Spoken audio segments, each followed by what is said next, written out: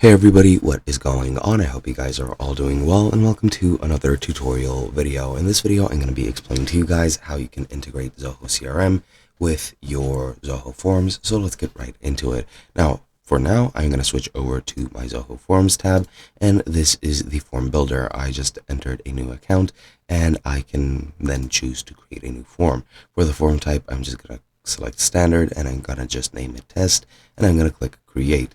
Now, once you get into your form builder through this, you're going to have the option to add a CRM box or CRM, field, and you just need to locate it. I currently do not know where it is located. I'm pretty sure it's in advanced fields, and there we go. It is. All you need to do is just drag it and drop it. And as you can see, now you can select the organization, then select the module you want it to affect. For example, contacts. You can select the layout.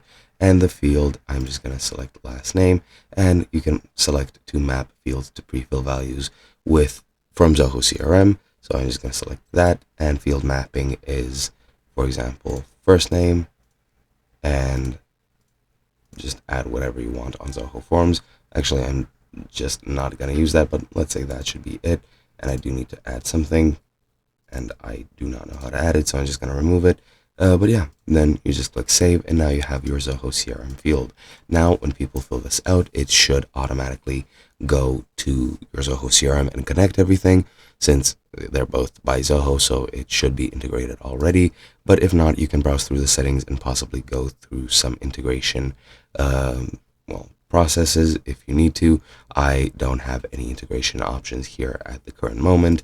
You might have some options if you're using a different version or something.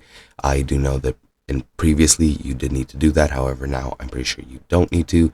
If I go into properties, you can just change the instructions, the field size, and the visibility if you want to, but there is pretty much nothing else to integrate, and this should be pretty much it.